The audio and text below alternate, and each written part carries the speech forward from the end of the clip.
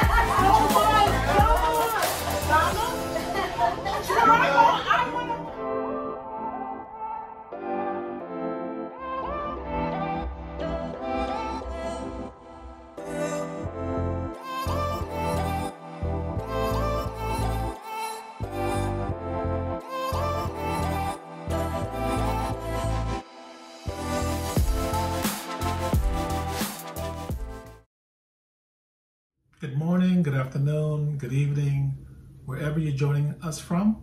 I'm Dale. And I'm Dacia.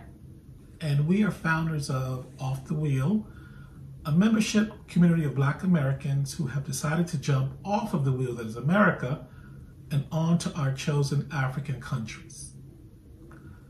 In this video, we will be making the case of why Black Americans should be ready to pivot and consider replacing saving for retirement with saving for Africa. But before we get into the topic, we really want to say a few things about the community of people who watched our videos, who supported our content, and who made some really, really great supportive comments to us on our YouTube channel. Yeah, we didn't think we would get 10 views, and we got so many views. So we just want to say thank you to all of the heartfelt well wishes from people here in America, and also to some of the Ghanaians who wished us very well. Thank you so much.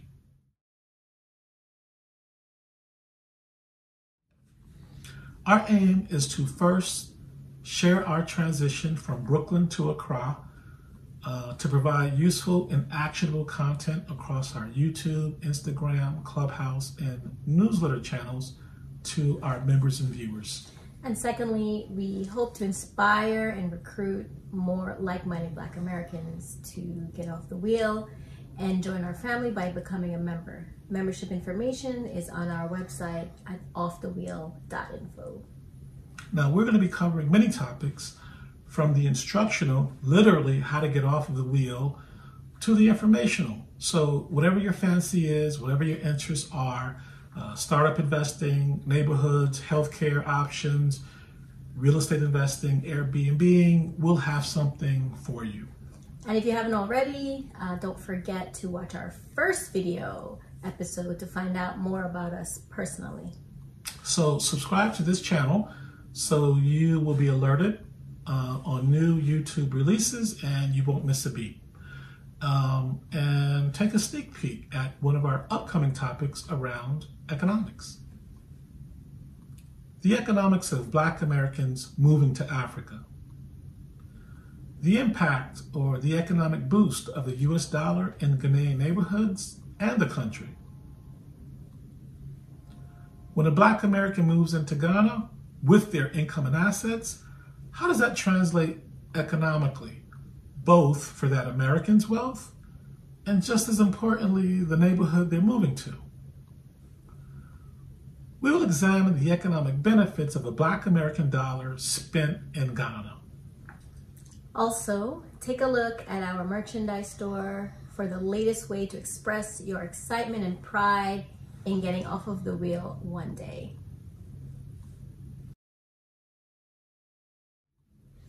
Now back to the topic at hand. Today's topic falls within the umbrella of my expertise. Remember, Dacia is the healthcare professional, and I'm an investment advisor with a master's degree in investment management, a career starting on Wall Street, where I started my own firm, to presently where I've been managing money for clients for over 25 years. And today's topic is a visual audio version of an article I've recently authored entitled Black Americans Should Consider Saving for Africa as Opposed to Retirement.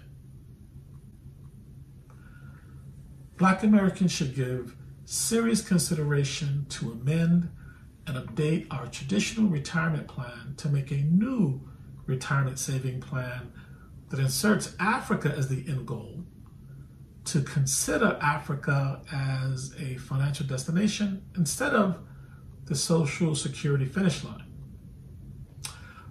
Dacia, growing up, what did retirement mean to you? Well, for me, I guess retirement was you graduated from college, you started a job, and from the first moment that you started working, you started saving and thinking about retiring in 40 years. So it meant just saving a little bit of your income every time you got a paycheck and put that towards retirement. So hopefully by 65, you can retire and start really living your life. Start living your life at 65. Well, not having to work, right? Is considered living your life. That's kind of how I saw retirement as.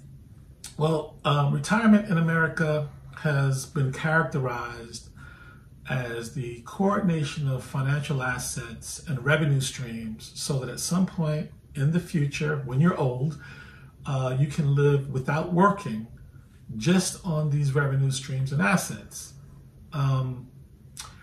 These assets are typically comprised of two main buckets. Number one, an end of work related income stream, typically pension or Social Security.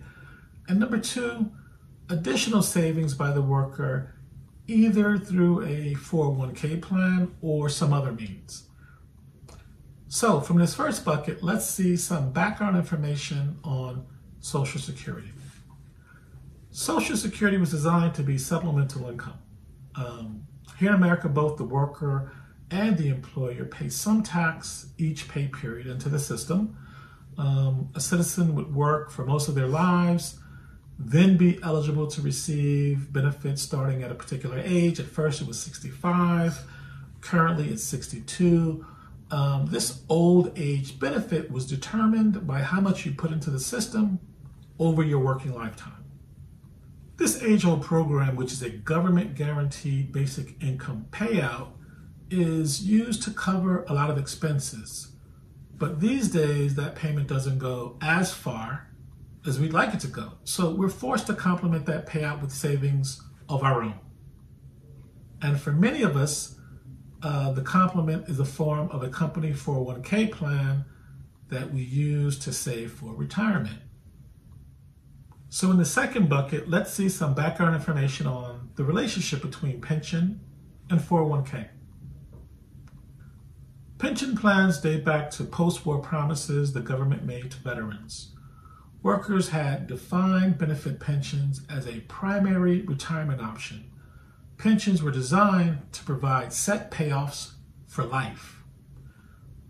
Then, in 1978, Congress passed the Revenue Act that prevented employees from being taxed on deferred compensation.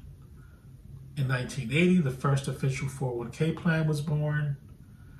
In 1981, Congress issued a rule to allow workers to fund their 401k plan through payroll deductions. And employers have been shifting retirement risk from themselves to the employee ever since. And the 401k formula has been pretty much straightforward and simple. get your first job, sign up for your 401k plan, save some recommended percent of annual salary between 5 and 20% each month, repeat for 30 to 40 years, and hopefully save enough to live off your nest egg comfortably. Traditionally, this sum has been about $1 million. Those are the good old days. Dacia, do you ever remember as a kid dreaming about becoming a millionaire? I mean, of course, when I was young, I looked at someone who was rich as being, always happy, always contented. And I mean, we all wanted to strive for that. Yeah, so that once admired number that you were striving for, two problems with that $1 million. Number one, it's not a guarantee of good living anymore in your golden years, especially if you live in a high-cost city.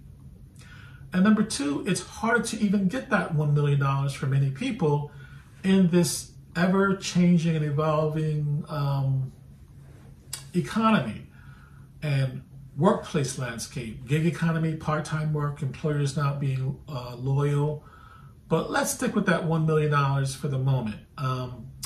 Now, many experts suggest shooting to secure 80% of your current income during retirement phase, meaning if you make $75,000 now, you need to generate $60,000 at retirement, which means you need to have saved up enough of a nest egg to either generate that $60K or draw down from, so that along with other sources of income, like Social Security, you can get to the $60,000. If your Social Security report summary projects that you will receive, for argument's sake, $2,000 per month at retirement age, you need to make up that shortfall of $3,000. $3,000 per month, $30,000 per year, $36,000 per year. That would have to be generated from your savings or drawn down upon. Some believe that $60,000 target should not be drawn down from the principal at all. In that case, saving $1 million, you would have to yield 3.5% on your money to get close to that $36,000 a year you need. The other way to go is to purposely draw down upon your nest egg until you have almost depleted your savings by the time you die. Assuming you will live, say, another 25 years, 36,000 times 25 years, 900,000, accounting for other unexpected emergencies or health costs, you're right back at the $1 million number. And that's if you live in a lower cost city. Higher cost cities like New York, where we're living, might require $1.5 million for one person. If you're saving for two people, that might require almost $2 million in a nest egg. And these numbers don't even include potential headwinds like the cost of everything going up. Gas, utilities, my bacon, your avocados, the job market changing, black swans like COVID-19, not contributing enough to the Social Security system. Because Social Security isn't going as far, and because Black American savings rates are not keeping up with the rising cost of everything, for some Black Americans, it might make sense to finish strong across the Africa finish line instead of limping across the traditional retirement finish line. Average bank accounts by race, $51,000 for whites, $13,000 for blacks. The average net worth by race, $189,000 for whites, $24,000 for blacks. The ability to achieve higher net worth in cities like New York will become harder. Let me give you an example. Do you remember our first date where I was living in Bed-Stuy? Yeah, of course I remember that. I fell in love that night with the brownstone, that is. I distinctly remember the ornate fireplace, intricate woodwork, and of course the quaint backyard of that brownstone. Well, that property you fell in love with, I was a part of a real estate deal where in 2003 that was bought for $225,000, 2010 sold for $750,000. Now that property is $3 million. We couldn't even go back and afford that property anymore. No way. These are the kind of numbers that are now out of reach for 99% of Black people. So now real estate will not be the traditional wealth builder for most Black Americans, at least not in big cities, which is why many Black Americans leave big cities and move to the suburbs or even move to rural areas. But we're here today asking you to consider moving to Africa, especially if it's been something you had already been curious about. As a society, we're in a new phase where everything is being questioned. The last 3 years in particular, where we have been dealing with heightened racial relations, work-life balance, and COVID. Life is about making pivots. As we process new information that comes our way, we consider the options available to us at the time. And retirement planning is no different. As investment tools, rates of return, market risk, and other variables change, so should our mindset as we evaluate these evolving and shifting variables. And again, that's why we're making the case today that Black Americans should consider replacing the traditional saving to get over the traditional finish line, and should also begin to consider saving for Africa. Now, as a couple that's moving to Ghana, our viewpoint is definitely biased, but I do believe Black Americans should be saving as much as possible so that at some point in the future, you can consider the option to move to Africa, where among many other benefits, your accumulated US-based nest egg will last substantially longer for you in your golden years. Now, the primary, not the only, but the primary reason for this is the strength of the US dollar against almost every African country, which will stretch any American nest egg. Let's just take, for illustrative purposes, the place we're moving to, Ghana, where the exchange rate is 6-to-1. Breaking news. Since we last visited Ghana, when the currency exchange was 6-to-1, the US dollar has appreciated over 25% against the Ghana cedi and is now 7.6-to-1.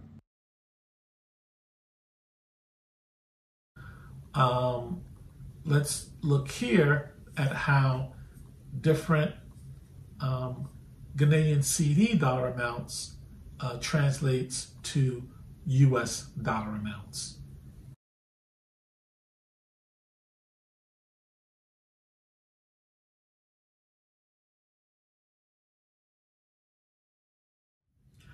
So I think it's safe to say that most Black Americans households can save or scrape together between $300,000 to $500,000 over some time with the plan.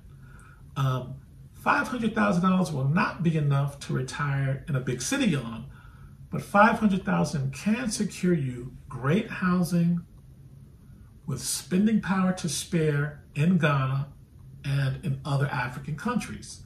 I have some single clients who have saved that much, but many older Black Americans don't have to have the pressure to save a bundle of retirement savings because they can use Social Security income, or if they're younger, they can use income from a pension,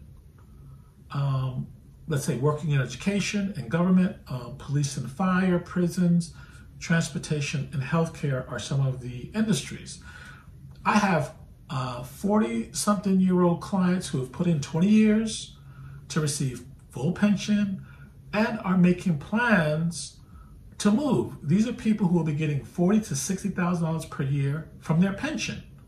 So even if you can't get to $500,000, but you have 50,000 plus in a pension, that's just as good. So there are a variety of ways that one can get prepared financially between 401k, Social Security, pension, or savings to hop off of the wheel and transform their lives in Africa. Decent and comparable housing, take a 2-bedroom unit, can be purchased for $75,000 to $150,000.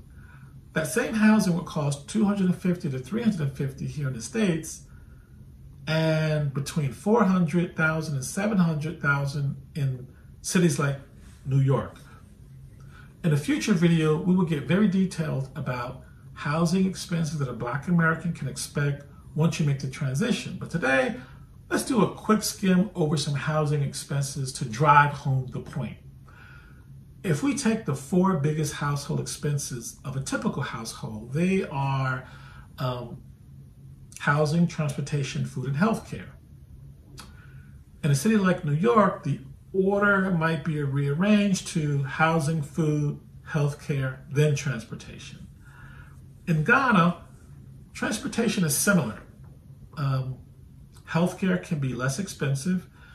Dacia will be doing an extensive breakdown of healthcare options in Ghana, services offered, how are things different, what the costs are. But for now, we can say healthcare in Ghana in general is cheaper.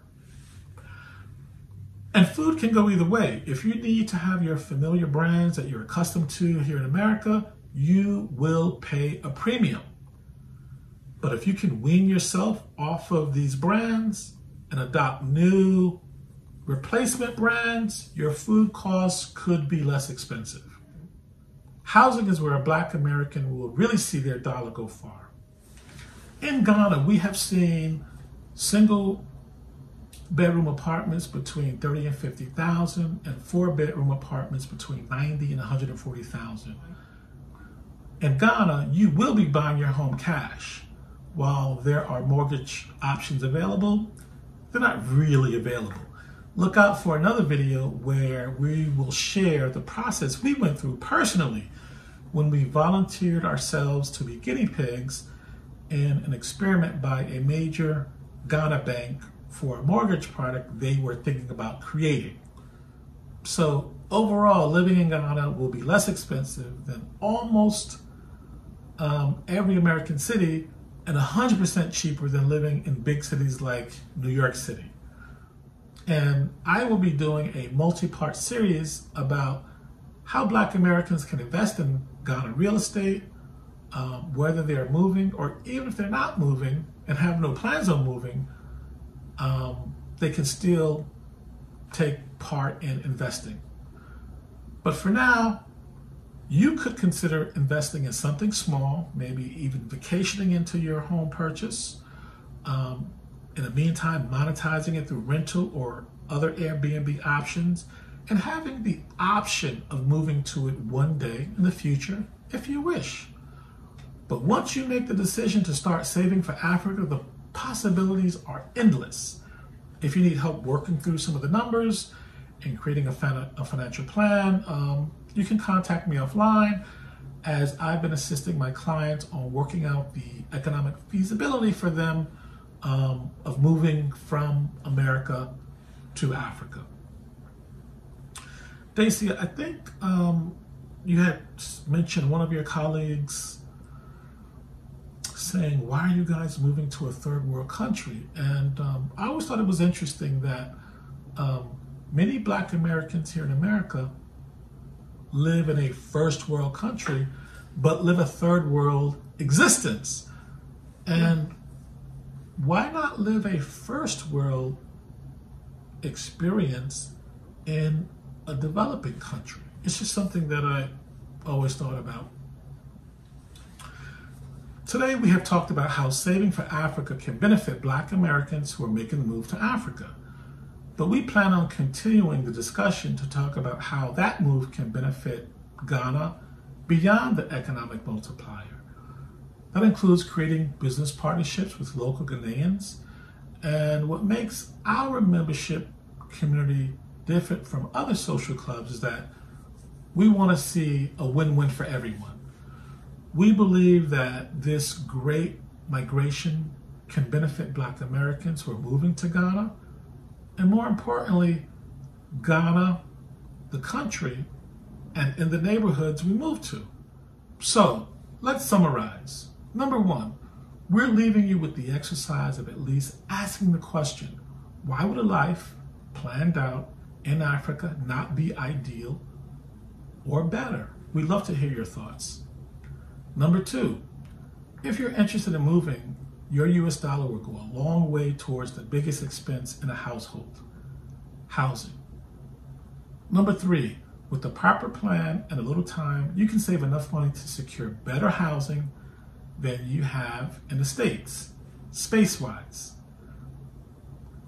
Number four, you may not even need a savings plan if you are due a pension.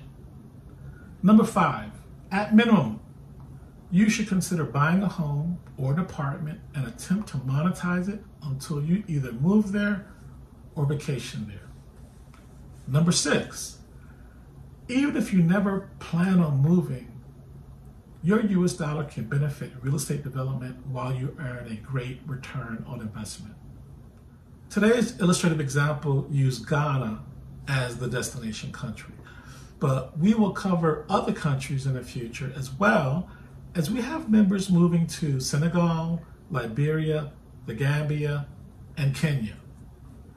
In closing, this video is not to say every Black American should move to Ghana, but it's to say that every Black American should consider the question, why not Africa as a retirement destination in addition to the Social Security finish line? And depending on where you are in life, how you feel about your station in life, and how do you feel about your prospects in life, some of you might bookmark this discussion for the future, while others this might serve as a call to action. So share our channel, share this video with others, debate it, discuss it, get into an argument, but at least contemplate the question. Exhaust both sides of the argument and see where your final opinion falls. Until then, be well and consider joining our membership community. So I'm Dale. Thank you. And I'm Dacia. Till next time.